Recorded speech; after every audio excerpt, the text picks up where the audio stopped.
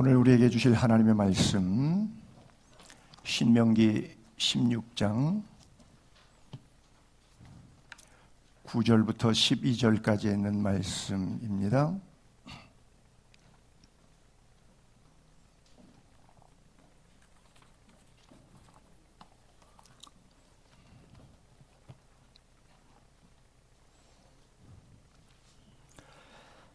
녹절인데 저와 여러분이 한 절씩 교독하시겠습니다. 신명기 16장 9절로 12절까지. 제가 먼저 9절을 읽습니다. 7주를 셀지니 곡식의 낮을 되는 첫날부터 7주를 세어 내 하나님 여호와 앞에 칠칠절을 지키되 내 하나님 여호와께서 내게 복을 주신 대로 내 힘을 헤아려 자원하는 예물을 드리고 너와 내 자녀와 노비와 내 성중에 있는 레위인과 및 너희 중에 있는 객과 과와 과부가 함께 내 하나님 여호와께서 자기의 이름을 두시려고 택하신 곳에서 내 하나님 여호와 앞에서 즐거워할지니라. 너는 애굽에서 종되었던 것을 기억하고 이 규례를 지켜 행할지니라. 아멘. 오늘 맥추절이지요. 맥추절은 항상 1년의 중간에 들어옵니다. 유대력에 의하면 중간은 아닌데 우리 양력에 의하면 딱 중간에 해당됩니다.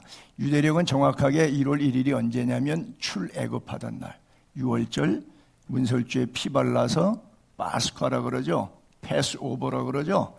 그래서 6월 그래서 출애굽한 첫날을 유대력은 1월 1일로 그렇게 계산을 합니다. 어쨌든 하나님께서 절기를 유대인들은 7대 절기가 있는데 구약의 명령은 3대 절기를 명령하셨어요. 그래서 이 3대 절기는 우리가 성서적으로 지키는 것이 옳습니다. 지금 신약 교회에 와서는 주로 6월절을 부활절처럼 이렇게 우리가 지키고 있고요.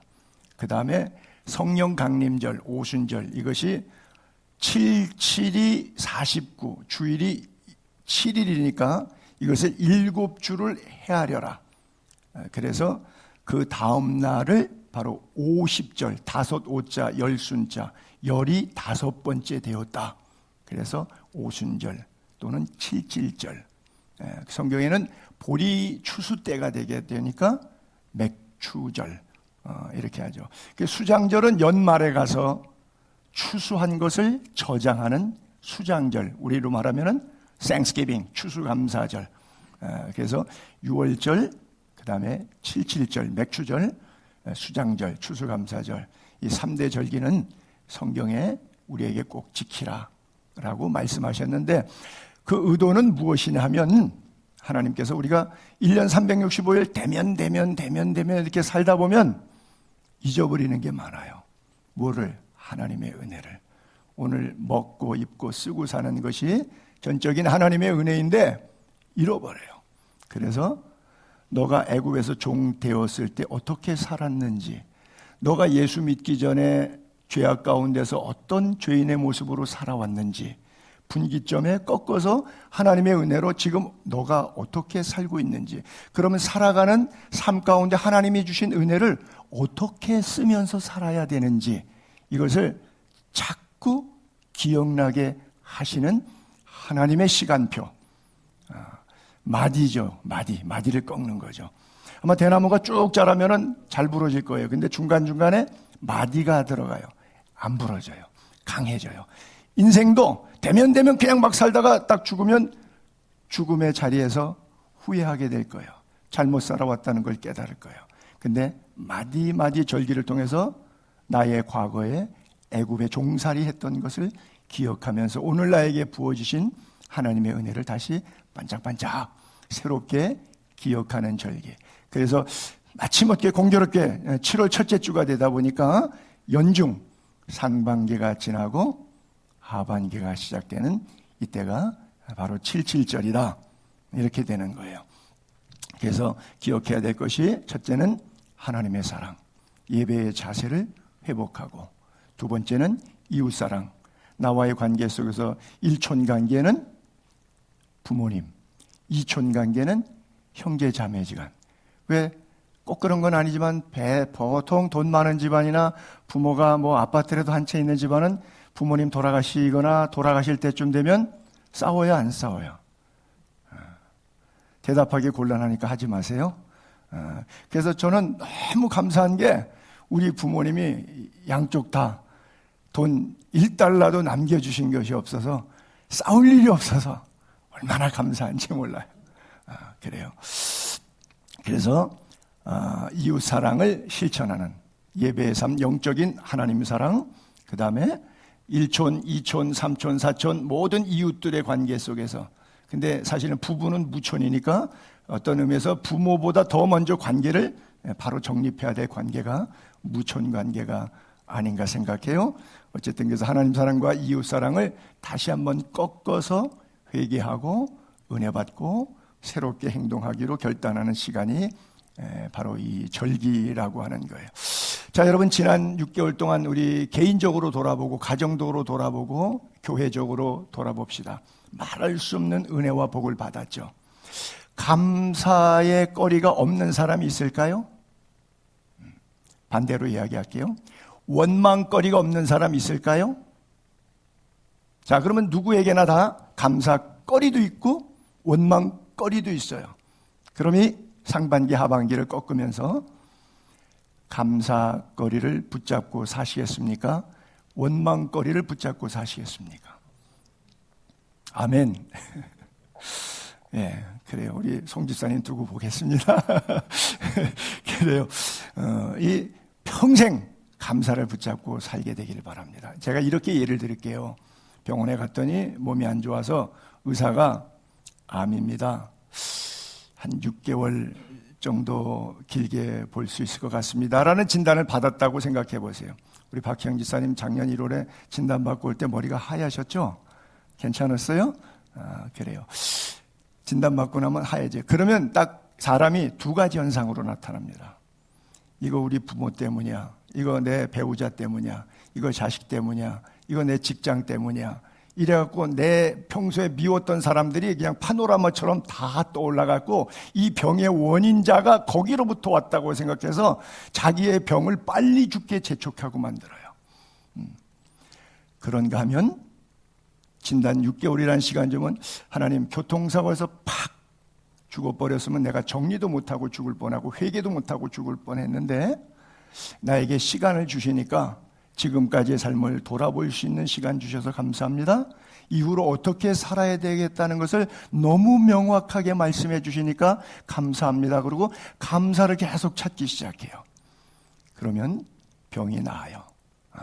록펠러가 53세 무기력증으로 죽는다고 의사가 2달 안에 정리하라고 재산 정리하고 개인 삶 정리하라고 했는데 96세에 죽었죠. 네, 좋은 일 많이 하다가 남은 생에 하나님의 영광을 위해 살겠다고 결단해서 교회만 한 450개 짓고 미국의 그 유명한 시카고 대학도 록펠러가 지은 학교거든요. 대학도 많이 짓고 좋은 일을 참 많이 하셨어요. 그럴 때마다 뭐 그냥 석유왕으로 워낙 유명한데 오프라 윈프리는 사생아로 태어났죠. 그리고 결혼 생활이 다 깨지고 엉망진창되었죠. 몸에 병 왔죠.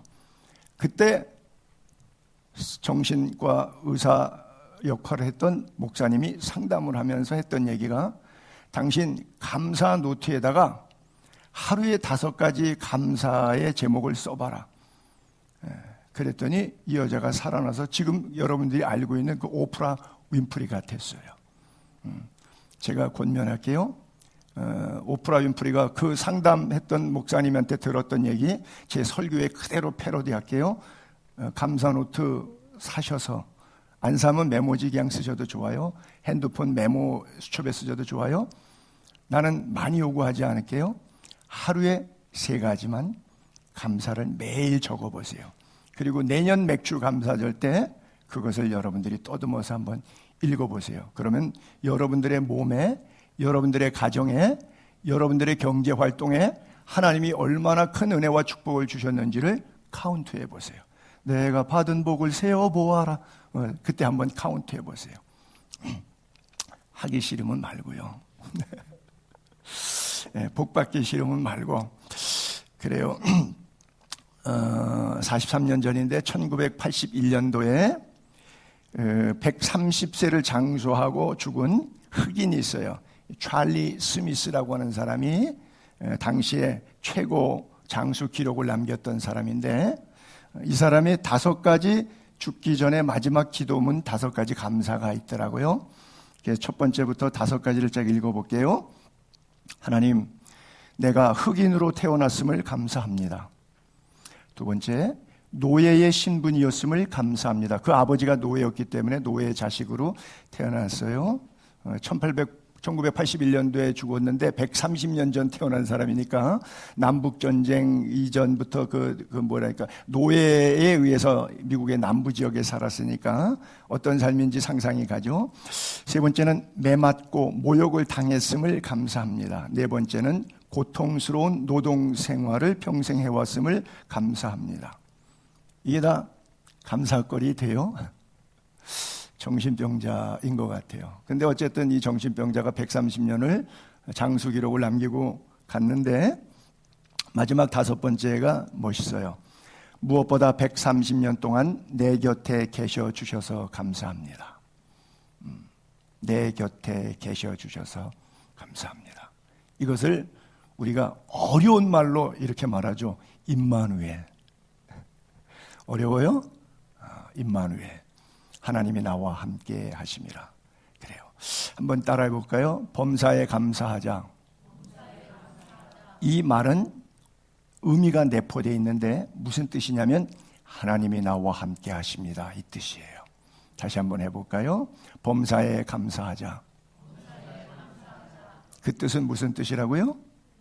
하나님이 나와 함께 하심이라. 믿습니까? 그래요. 사탄이 가득한 사람은 감사할까요? 불평만이 할까요? 하나님의 영이 가득한 사람은 불평을 할까요? 똑같은 상황 속에서 감사를 할까요? 그렇죠. 하나님의 뜻을 헤아려 보는 거죠. 상황, 환경 관계없어요. 헤아려 보는 카운트가 내가 내 생각이 카운트하는 게 아니라 누가? 내 안에 계신 성령이 나의 삶을 카운트하세요.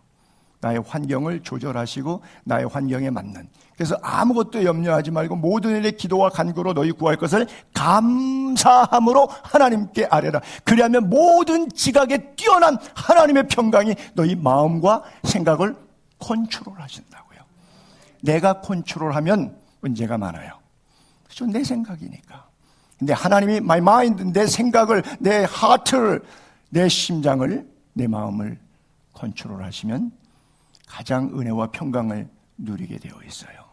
바로 이 77절에 대한 기억은 이것을 다시 기억하라고 하는 하나님의 말씀이에요. 엘리야가 훌륭하죠. 기도하니까 3년 동안 비 안 내려. 3년 6개월 만에 기도하니까 비 내려. 갈멜산에 올라가 기도하니까 850명의 우상의 선지자들이 그렇게 아침부터 해질 때까지 떠들어도 기도해도 응답이 없는데, 그냥 도랑에 446 16바켓을 갖다가 들이붓고 그 재물에다가 물을 끼얹었죠. 왜? 불 붙지 말라고. 근데도 하늘에서 불이 내려와서, 자, 여러분, 불을 내린 선지자, 물을 내린 선지자, 끝판 선지자죠. 완전 끝난 거예요. 이 선지자가 뭐 하죠? 이세벨이 내일 내가 너를 잡으면 죽일 거야. 이 한마디에 가슴이 심쿵. 그래갖고 로뎀나무 아래 가서 뭐 하죠? 자살 기도 드려요. 이게 뭐예요? 엘리야 신드롬, 엘리야 우울증이라는 거예요. 아니, 불을 내리고 물을 내린 목회자 같으면 그 목회자가 사탄이 이세벨 같은 여자가 한두 마디 했다고 기가 죽어갖고 하나님 조카오니 나 여기서 죽고 싶어요. 더 이상 살고 싶지 않아요. 주의 일 하고 싶지 않아요. 이게 목사입니까? 엘리야가 그래요. 저 같은 사람은 따라갈래야 따라갈 수도 없는 수준의 높은 엘리야가 그런 사람이에요. 그래서 하나님은 계속해서 그에게 말씀하시고 떡을 주시고 구운 고기를 주시고 물을 갖다가 주시고, 그래서 우리를 공급하셔요. 아시다시피 요나는 하나님의 사명을 팽개치고 니느웨로 가라 그랬는데 다시스로 도망가잖아요. 그래서 복음을 전하라 그랬더니 복음은 한마디도 안 정해집니다. 니느웨가 얼마나 큰데 12만 5천 명이 살았는데 동서 니느웨 성과 국가 면적 사이즈를 주민들의 분포도를 따지면요 40km, 그러니까 서울에서 수원 거리 40km 반경이 이 니느웨 성입니다. 근데 딱 하루길 지나갔어. 그 정도 바운다리를 전도하려고 그러면 아마 한두 달은 전도해야 될 텐데 딱 하루길 지나가. 근데 대각선으로 지나갔어요. 그러면 40km 대각선이면 한 55km 내지 60km 되는데 하루에 못 가요. 보통 30km 걸어가면 힘들어서 더 이상 못 가요. 그것도 소리치면서 다닐라 그러면 숨차서 다 못 가요. 결국 안 한 거예요. 흉내만 낸 거예요. 왜? 물고기 뱃속에서 죽을까봐 살려달라고 기도한 것 때문에 자기 죄값인 걸 알기 때문에 뭔가 하긴 해야 되는데 억지로 액션만 취한 거예요. 마지못해 했어요. 뭐라고 했어요? 40일 후에 니느웨 성은 망한다. 뭐 예수 믿어라, 회개하라, 아멘 했어요. 회개할까봐 걱정했던 사람이기 때문에 그들이 회개해서 천국 가는 거 싫어했어요. 그래서 회개하고 예수 믿지 말고 그냥 망했으면 좋겠어요. 그래서 자기 마음을 담아서 40일 후에 이 성이 망한다 이 소리밖에 안 했어요. 복음을 선전한 적 없어요. 그랬더니 왕부터 시작해서 전부 잿더미에 앉아갖고 옷을 찢고 또 새로운 옷을 입은 것은 부끄러우면 가려니까 굵은 배로 옷을 입고 금식하고 회개했는데 굵은 배를 집에 애완용 개한테도 입히고. 그래서 제가 그러죠. 지금부터 2700년 전에 최초로 애완견 옷 입힌 것은 성경에서 유래된 거라고. 그리고 금식을 시켰는데 짐승도 밥을 안 줬어요. 짐승도 밥을 안 줬어요. 그리고 망한다 그러고 40일째 이렇게 있는데 박넝쿨 밑에 이렇게 앉아서 기다리다가 박넝쿨 때문에 시원하고 좋았는데 그 다음날 하나님이 동풍이 불어서 박넝쿨이 싹 말려가니까 그때부터 하나님 날 죽여주세요라고 자살 기도를 또 거기서 드려요. 사느니 차라리 죽는 것이 낫겠습니다라고 하나님한테 대들어요. 우리는 인생 살다 보면 돈 조금 없으면, 인간관계 좀 힘들면, 그 다음에 내 몸에 질병 좀 오면 못 살겠다고 난리가 나요. 그렇죠? 그리고 하나님 원망하고 인간 원망하고 이 원망이 체질화가 되어 있어요. 그래서 하나님께서 우리에게 절기를 주신 거예요.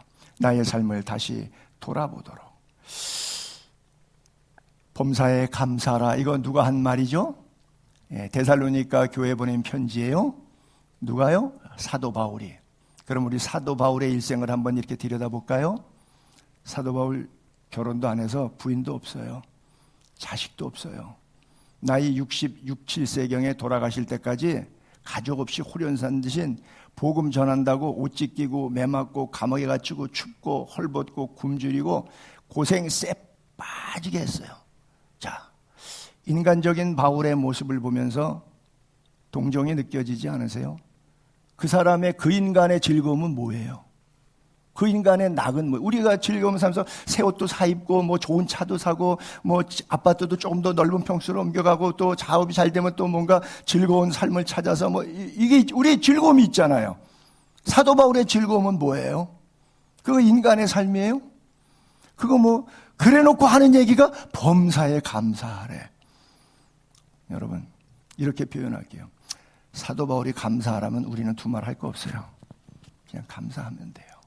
그렇죠? 그 인간이 감사하려는데 그렇게 사는 인간도 하나님의 은혜가 너무 귀해서 감사하다는데 우리가 뭘 할 말이 있어. 그렇죠? 절기가 주는 메시지는 바로 이거예요.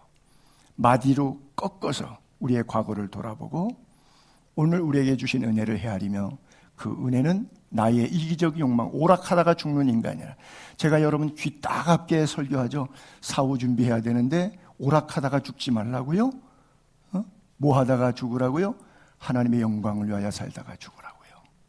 그래요.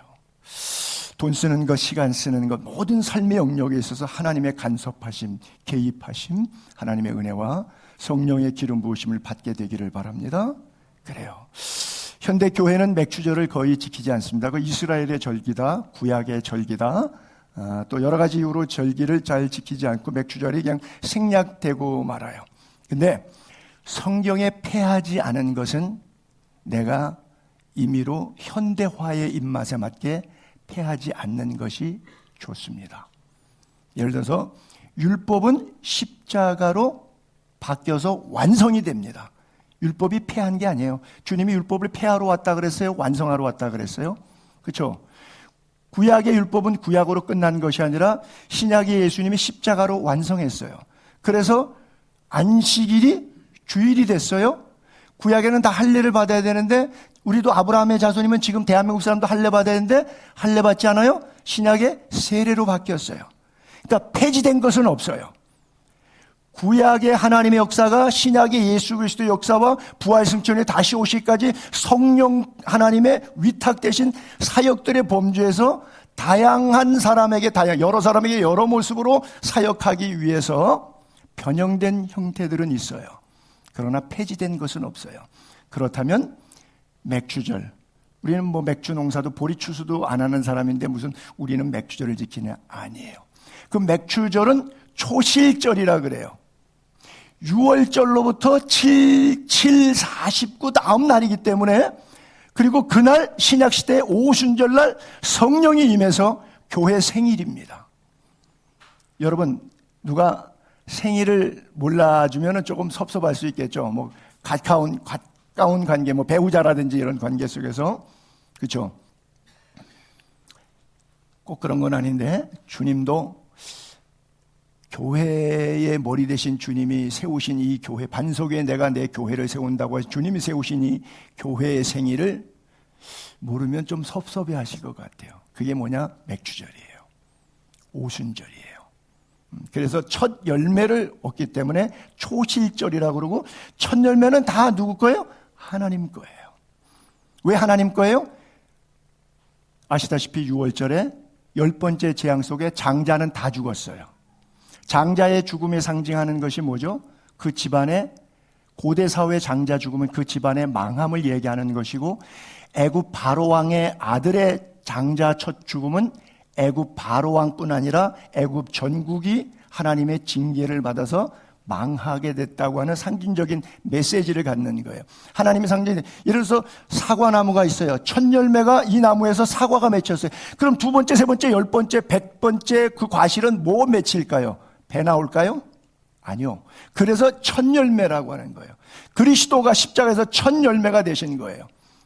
구약에 예수님 오시기 전에 그래서 초실절에 바로 첫 열매를 상징했고요. 첫 열매는 내 거다. 왜? 6월절의 상징성 때문에 내 거다는 거예요. 그때 이미 이스라엘 백성의 장자는 안 죽었지만 대신 어린 양이 희생을 당해서 문설주의 피를 발랐지만 실제적으로는 죽은 거예요. 애굽 백성이든 이스라엘 백성이든 다 장자는 죽은 거예요. 하나님이 싹 가져가셨어요. 하나님 거니까 다 가져갔어요. 근데 이스라엘 백성 숲꽃, 람셋에 있는 지역의 것은, 고센 땅에 있었던 것은 하나님께서 놔두신 거예요. 그 대신 안 죽인 건 아니라 사람은 안 죽였지만 어린 양은 잡았어요. 그 어린 양이 보라 세상 죄를 지고 가는 하나님의 어린 양이로다. 바로 예수 그리스도. 그래서 신약에 와서 이것이 새롭게 우리에게 다가오게 된 것이에요. 성경을 다시 한번 제가 볼게요. 너는 매년 3번 내게 절기를 지킬지니라. 첫째, 6월절을 무교병을 먹기 때문에 무교병의 절기라고 말하고요. 두 번째는 맥주절. 무교병이라고 하는 6월절은 15절에 보면 출애굽의 이유. 너 죽어야 되는데 안 죽고 나왔어. 죄악 가운데서 탈출됐어. 이게 바로 교회의 사명이라는 거예요.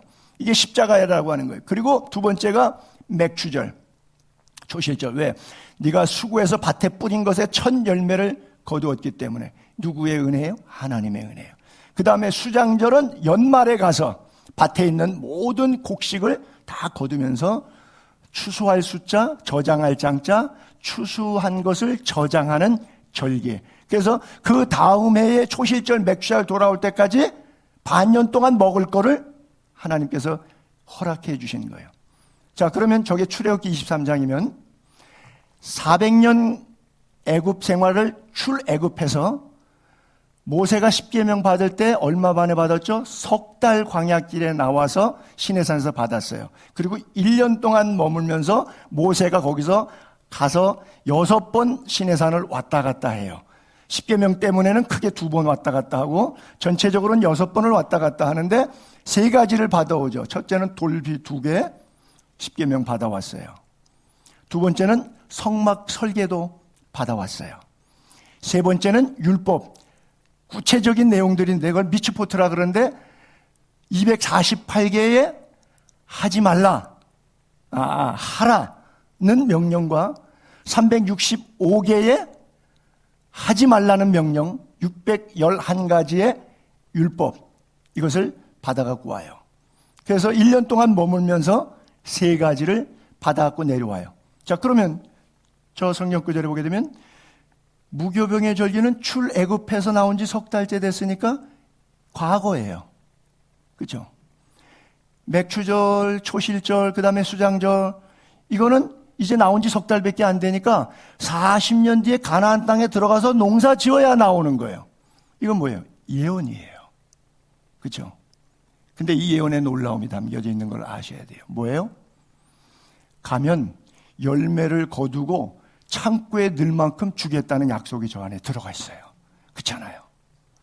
우리가 고민이잖아요. 이제 가나안 땅에 도착했을 때 언제 씨 뿌리고 언제 뭘 먹고 거기 가서 농사가 돼서 뭐 바람의 한재가 될든지 풍재가 될든지 태양의 한재가 될든지 홍수 피해를 볼지 아무것도 알 수 없어요. 그 척박한 이스라엘 땅에서 어떤 일이 있을지 곡식을 파종했을 때 아무것도 알 수 없어요. 근데 이미 하나님은 예언하셨어요. 저걸 맥추절을 지킬 수 있도록, 수장절을 지킬 수 있도록, 창고에 가득히 채울 수 있도록 주시겠다고 약속하신 거예요. 이걸 믿으시기 바랍니다.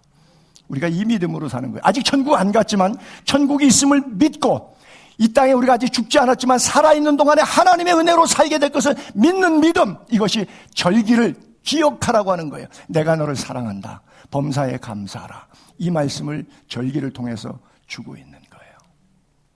그래서 우리는 이 3가지 절기를, 물론 오늘은 맥추절 메시지만 쭉 하고 있는데 바로 교회의 생일 오순절을 꼭 우리가 기억하시고 지켜야 돼요.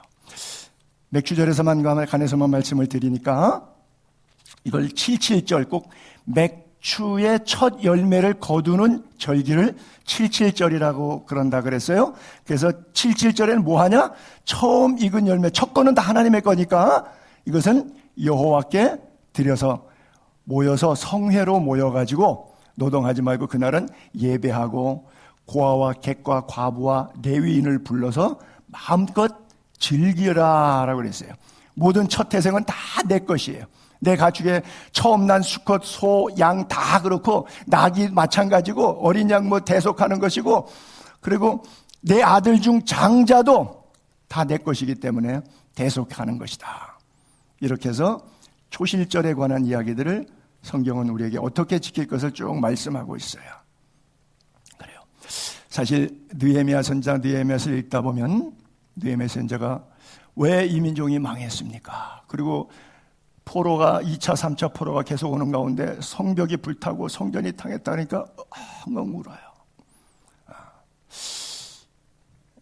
예를 들어서 일제시대 때 일본으로 붙잡혀간 어떤 한 교포가 일본에 살게 됐는데 한국의 창경궁이 불타가지고 임금도 다 잡혀가고 망하게 됐다. 그 다음에 동대문, 남대문, 성곽 다 불탔다는 얘기를 듣고 일본에 붙잡혀가서 울었던 대한민국 교포가 누가 있었을까 모르겠는데 느헤미야가 그런 꼴이에요. 울고 있어요. 그러다 보니까 금식하면서 기도해요. 얼굴에 수심이 가득해요. 나라와 민족을 사랑하는 하나님의 백성에 대한 참된 마음. 그랬더니 하나님께서 그에게 말씀하셔요. 왜 그런지를 그가 깨달아요. 왜 그랬을까? 하나님이 절기를 주고 그 절기를 지키라 그러는데 첫 열매 11조 이런 것들을 하나님의 제단에 바치지 않았다는 것을 하나님의 음성으로 듣고 백성들을 충동하기 시작합니다. 그리고 얼굴에 수심이 가득하고 금식하며 기도했더니 왕이, 그가 술 맡은 관원장이었는데 왕이 왜 얼굴이 수심이 그러냐? 사실 여쭤합니다. 그래, 그러면 내가 돈 대주고 사람 붙여주고 통행증 해줄 테니까 네가 원하는 사람 데려가서 네가 하고 싶은 대로 무너진 성벽 재건해라. 그래서 느헤미야가 가가지고 먼저 백성들을 깨우칩니다. 그리고 무너진 성벽을 수축해요. 여러분이 상반기 동안 살아오면서 무너진 영적 성벽이 있다면 오늘 이 메시지를 통해서 그 성벽을 수축할 수 있기를 바랍니다. 다시 세우기를 바랍니다. 하나님이 은혜의 손길로 여러분들이 수축할 수 있는 영혼과 육체와 물질과 건강의 축복을 허락하실 것입니다. 우리 하나님은 늘 그러셨고요, 좋은 하나님이셨어요. 우리가 타락하고 방종할 때마다 진노의 채찍을 드셨지만 우리가 하나님 앞에 울며 통곡하며 금식하며 회개할 때 하나님께서 우리의 사랑의 손길로 덮으셨다는 사실, 그것이 성경의 이야기가 아니라 오늘 나의 성경의 이야기가 될 수 있기를 바랍니다. 그래요, 첫 태생은 다 하나님의 것이라고 했듯이 우리가 초실절을 통해서 하나님의 은혜를 다시 기억할 수 있게 되기를 바랍니다. 저는 개인적으로 6남매의 막내인데 제일 큰형이 우리 교회도 와서 몇 번 설교하셔서 보셨지만 우리 손영구 목사님이 43년생이세요. 그럼 작년에 만 80이 생리시는데 그분이 태어났을 때 43년도에 태어났을 때 일제시대네요. 저희 아버님의 어머님인 친할머니가 그 당시 이제 권사님이었는데 믿음이 좋으니까 머리맡에다가 성경책 애 태어났는데 올려놓고 이거 첫 자식이니까 하나님께 바친다고. 애 태어난 애는 생각도 없는데 이거를 무식한 믿음이라고 해야 되는지 신실한 믿음이라고 해야 되는지 잘 모르겠어요. 그래서 저 형님이 뭐 고려대학교 다니다가 뭐 아르트 장교처럼 이제 군대 가고 육군 대위 때 뭐 통역 장교로 베트남도 가고 뭐 나름대로 젊었을 때 자기 세대 안에서는 우리 같은 그 집안 안에서 정말 일제시대 6.25 이산 가족으로 내려와서 피난 생활을 했던 가족에서는 입신양명하다시피 자랐는데 어느 날 와장창 충창 깨진 거예요. 대위 때 뭐 군대 이제 술 많이 먹으니까 술 먹고 회식을 하다가 그날 잠들었는데 막 이 술이 다 올라와 갖고 다 구토를 한 거예요. 엄청나게. 한잠을 못 잤어요. 근데 그날 숨이 막혀서 취기로 죽어버릴 것 같더래요. 그래서 하나님께 이 할머니가 서원했던 것이 마침 떠올라서 기도했대요. 하나님, 내가 군복 벗고 자기는 별까지 달려고 생각했는데 대위 때 하루 저녁 복통에 물고기 뱃속에 있던 요나처럼 하나님 앞에 회개한 거예요. 내가 군복 벗고 목사 되겠습니다. 그리고 이제 신학교에 재배편하고 갔어요. 잘한 건지 못한 건지는 저는 몰라요. 잘한 건지 못한 건지는 모르는데 어쨌든 한 인생을 만들어가는 데 있어서 본인의 의지와도 상관없이 하나님은 그렇게도 일하시더라고요. 그래서 뭐 형님이 큰 사역은 많이 한 건 아니지만 많은 목회자들을 배출하고 신학교 사역하고 뭐 탈북자들을 돕고 하는 본인에게 주어진 사명에 최선을 다하다가 은퇴했어요. 어쨌든 여러분, 우리 인생들은 참 짧은데 주어진 삶이 하나님이 1달란트 주면 열심히 2달란트 되도록 일하면 되고 2달란트 맡기면 열심히 또 넉 달란트, 5달란트 맡기면 열심히 10달란트 되도록 최선을 다하면 되는 것이지 저 사람은 왜 1달란트고 나는 왜 2달란트야. 포도원 핀꾼 비유에서 나왔던 한 데나리온 약속했는데 아침 9시에 온 사람, 12시에 온 사람, 3시에 온 사람, 그리고 마지막에 5시에 온 사람 1시간 일하고도 한 데나리온 받았더니 나머지 사람들이 4시간, 4차례 더 먼저 왔던 사람들이 하나님께 분노했어요. 이게 뭐냐면 시소게임이에요. 이게 뭐예요? 비교의식이에요. 자꾸 주변 돌아보지 않게 되기를 바랍니다. 누구 돌아보지 않게 되기를 바랍니다. 자신을 돌아보고 나에게 주신 사명이 있어요. 나에게 주신 은혜가 있어요. 그래서 그 은혜와 사명을 위해서 최선을 다하는 삶을 살아가게 되기를 바랍니다. 그래요. 내 하나님 여호와 앞에 77절을 지키되 여호와께서 내게 복을 주신 대로 내 힘을 헤아려 자원하는 예물 드리고 너와 내 자녀와 노비와 내 성중에 거하는 레위인과 및 너희 중에 있는 나그네 고아, 과부, 그들과 다 함께 내 하나님 여호와께서 자기의 이름을 두시려고 택하신 곳에서, 성소죠. 성전, 내 하나님 여호와 앞에서 뭐 하라고요? 이날은 주의 지으신 주의 날일세 기뻐하고 즐거워하세. 그렇죠? 너는 애굽에서 종되었던 것을 기억하고 이 규례를 지켜 행할지니라. 그래서 하나는 기억이에요. 애굽에서 종되었던 것을 기억하라는 거예요. 반복합니다. 너는 애굽에서 종되었던 일과 내 하나님 여호와께서 너를 거기서 속량의 유월절 출애굽 속량하신 것을 기억하라. 내 죄 씻음 받은 것을 기억하라. 이러므로 내가 내게 이 일을 행하라 명령했다는 거예요.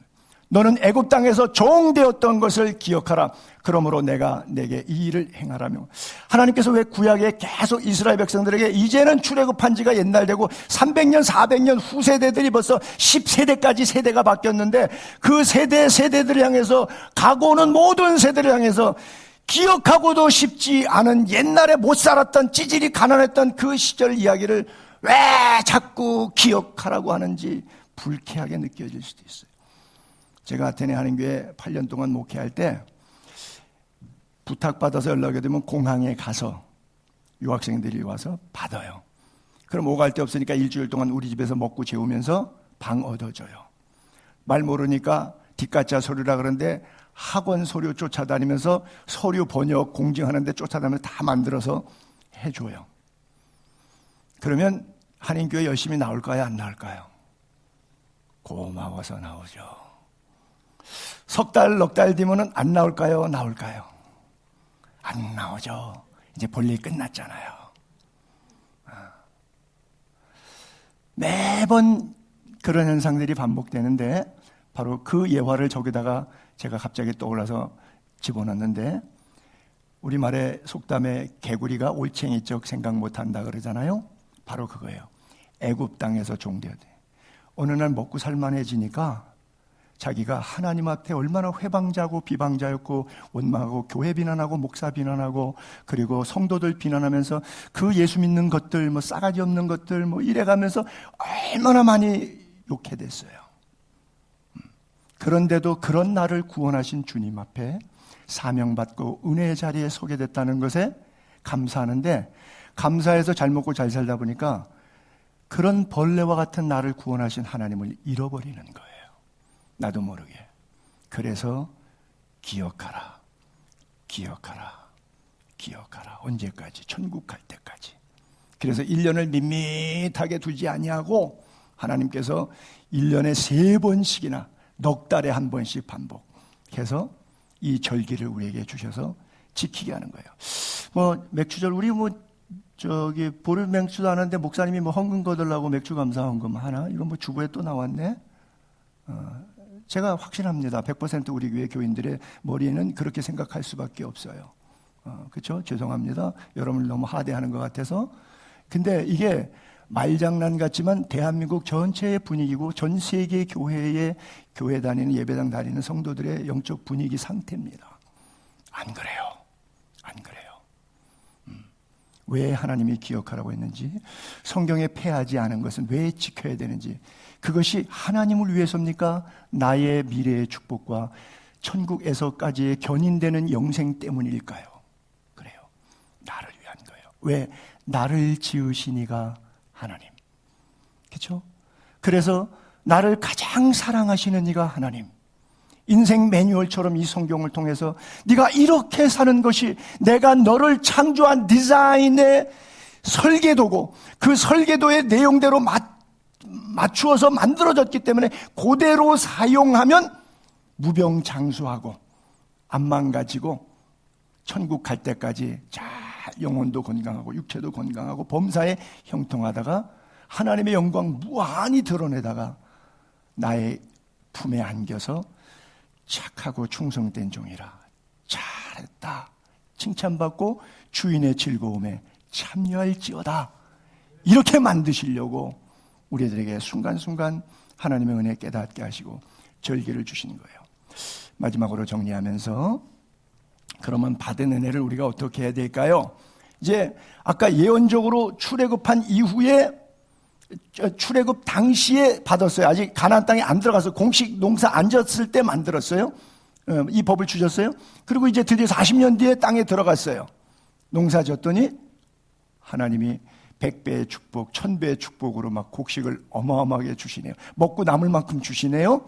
그랬더니 이렇게 써 있어요. 19절에 내가 밭에서 곡식 벨 때에, 파란 글자만 이렇게 읽을게요. 밭에서 곡식 벨 때 남겨두라. 감람나무 추수한 후에 남겨두라. 포도송이 딴 다음에 남겨두라. 근데 초록색만 읽을게요. 왜 남겨둬야 되는지. 같이 사는 경제적으로 어려운, 너희가 손 맞잡아야 줄 대상들이 있지 않느냐. 그렇죠? 초록색 글자가 바로 하나님께서 내가 고개를 돌리면 사명을 주시는 그 대상인데, 고개를 일부러 안 돌리는 거예요. 그걸 뭐라 그러죠? 외면이라 그래요. 돌리는 얼굴. 그래서 그 외면이라 그래요. 그래서 우리가 진정으로 절기는 이렇게 섬기는 거예요. 그래서 사실은 지금은 코로나 이후부터는 완전 중단됐는데, 우리가 군 선교 6월 달에는 가고 12월 달에는 고아원에 가고 또 부활절에는 양로원에 가고, 여러분들이 헌금 모아서 가서 하나님이 힘 주시는 대로 절기 때마다 하나님의 선한 일을 위해서 했어요. 여러분들이 돌아보고 생각하고 얼굴만 돌려보면 하나님께서 주시는 사명이 있을 거예요. 그것을 기억하십시오. 내가 애굽에서 종 되었던 시절의 삶, 그때는 우리가 바로 저렇게 나그네와 같았고 고아와 같았고 과부와 같은 삶이었어요. 그러나 하나님의 은혜로 말할 수 없는 복을 받았어요. 그것은 나의 오락을 위한 것이 아니라 하나님의 사명을 위한 거예요. 10이 주어지면 10의 양만큼, 100이 주어지면 100의 양만큼 일하라고 하는 하나님의 소명. 이 소명의 부르심 앞에 정당한 응전이 있게 되기를 바랍니다.